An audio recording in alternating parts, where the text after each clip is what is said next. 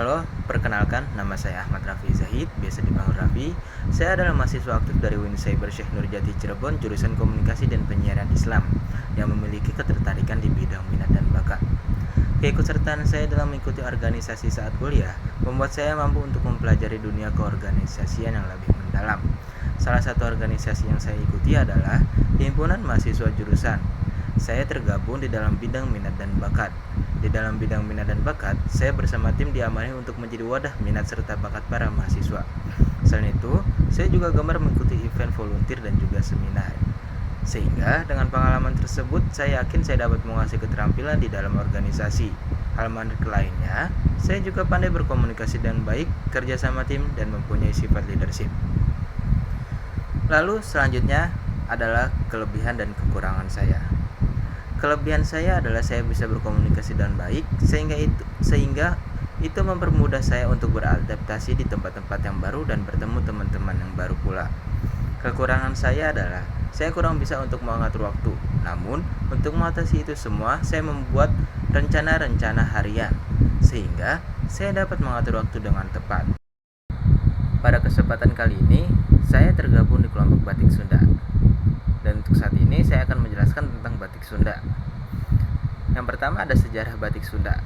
Asal-usul pasti Batik Sunda sudah menjadi perdebatan para ahli. Namun, berdasarkan catatan sejarah dan cerita rakyat, diperkirakan budaya membatik di Jawa Barat dibawa oleh masyarakat Jawa Tengah pada masa Kerajaan Mataram. Hal ini terjadi ketika mereka menuju Batavia saat Perang di Ponorogo meletus sekitar tahun 1825. Selanjutnya ada perkembangan Batik Sunda. Setelah diperkenalkan, batik dengan cepat menyebar dan berkembang di berbagai daerah di Jawa Barat. Setiap daerah memiliki ciri khas motif dan teknik pembuatan yang berbeda-beda. Faktor yang mempengaruhi perkembangan batik Sunda antara lain pengaruh budaya lokal, perkembangan perdagangan, dan perubahan zaman. Batik Sunda adalah salah satu warisan budaya Indonesia yang kaya akan makna dan keindahan. Batik asal Jawa Barat ini memiliki ciri khas tersendiri yang membedakannya dengan batik dari daerah lain. Ciri khas batik Sunda. Apa sih ciri khas batik Sunda? Yang pertama adalah motif. Motif batik Sunda umumnya terinspirasi dari alam sekitar, seperti tumbuhan, hewan, dan benda-benda yang berkaitan dengan kehidupan sehari-hari masyarakat Sunda. Beberapa motif yang sering ditemukan adalah motif kaung, parang, megamendung, dan tumbuhan khas Sunda seperti tebu dan kapas. Selanjutnya ada warna. Warna yang sering digunakan dalam batik Sunda cenderung lebih lembut dan natural, seperti warna tanah, hijau daun, dan biru langit. Yang ketiga adalah teknik. Batik Sunda dibuat dengan teknik tulis tangan atau cap, menghasilkan corak yang lebih halus dan detail. Makna filosofis setiap motif batik Sunda memiliki makna filosofis yang mendalam. Misalnya, motif kaung melambangkan kesatuan, kekuatan, dan keharmonisan. Motif parang simbol kekuatan, keberanian, dan pelindungan. Motif megamendung menggambarkan siklus kehidupan yang terus berputar. Jenis-jenis batik Sunda adalah batik Sunda dapat dibedakan berdasarkan daerah asalnya, seperti batik Cirebon. Di Cirebon terkenal dengan motif megamendung yang khas. Selanjutnya ada batik Garut, memiliki motif yang lebih sederhana dan banyak menggunakan warna-warna natural. Selanjutnya juga ada batik Tasikmalaya, dikenal dengan motif kaung dan corak yang lebih modern. Apa sih fungsi batik Sunda? Batik Sunda tidak hanya berfungsi sebagai pakaian, tetapi juga memiliki nilai simbolik dan sosial. Batik Sunda sering digunakan dalam acara-acara adat seperti pernikahan, upacara adat, dan sebagai pakaian sehari-hari. Dan untuk tugas 3 adalah analisis SMART atau SMART Analysis.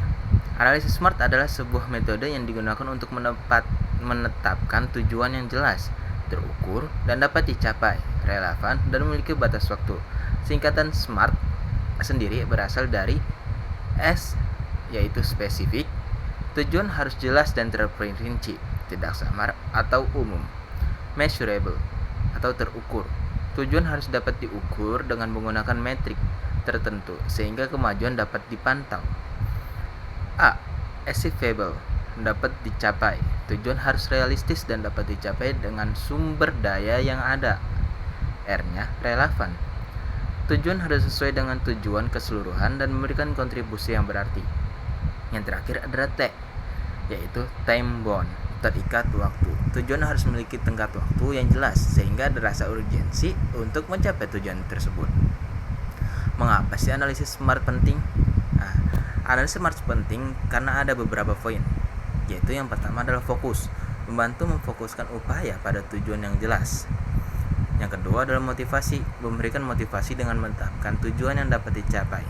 Yang ketiga, evaluasi, memudahkan dalam mengevaluasi keberhasilan atau kegagalan. Yang keempat adalah koordinasi, memastikan semua pihak memahami dan bekerja menuju tujuan yang sama. Contoh penggunaan analisis SMART. Apa aja sih contohnya? Misalnya, Anda ingin meningkatkan produktivitas tim Anda. Tujuan yang SMART bisa dirumuskan sebagai berikut. Spesifik, meningkatkan rata-rata jumlah proyek yang diselesaikan per bulan sebesar 20%. Measurable, jumlah proyek yang diselesaikan akan diukur untuk melalui laporan proyek bulanan. Achievable, target ini realistis dengan mempertimbangkan kapasitas tim saat ini dan sumber daya yang tersedia. Relevan, meningkatkan produktivitas akan meningkatkan efisiensi dan profitabilitas perusahaan. Setelah time bound, target ini akan dicapai dalam waktu 6 bulan ke depan. Manfaat menggunakan analisis SMART adalah meningkatkan produktivitas, meningkatkan efisiensi, meningkatkan motivasi, meningkatkan kualitas hasil kerja. Dalam kesimpulan yang saya buat adalah, analisis SMART adalah alat yang sangat berguna untuk membantu Anda mencapai tujuan yang Anda inginkan.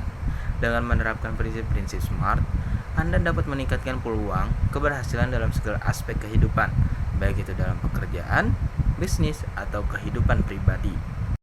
Ini adalah yang terakhir, stimulus dan respon bijak. Stimulus, saya gagal dalam ujian ini, saya merasa sangat bodoh. Respon bijak saya, gagal adalah bagian dari proses belajar, ini bukan akhir dari segalanya. Saya akan menganalisis kesalahan saya, mencari tahu di mana saya perlu meningkatkan, dan belajar dari pengalaman ini. Ujian berikutnya akan menjadi kesempatan untuk membuktikan bahwa saya bisa lebih baik. Stimulus, saya merasa tidak percaya diri dengan kemampuan saya. Respon bijak saya, setiap orang memiliki kekuatan dan kelemahan. Saya hanya perlu fokus pada kekuatan saya dan terus mengembangkan diri. Saya akan membuat daftar hal-hal yang saya syukuri dan ingat bahwa saya mampu mencapai apapun yang saya inginkan. Stimulus, saya merasakan kesepian. Respon bijak saya, merasa kesepian itu wajar. Saya akan mencoba menghubungi teman atau keluarga atau melakukan aktivitas yang menyenangkan. Menghabiskan waktu di alam atau melakukan hobi juga bisa membantu saya merasa lebih baik. Terima kasih, sekian dari saya. Sampai berjumpa di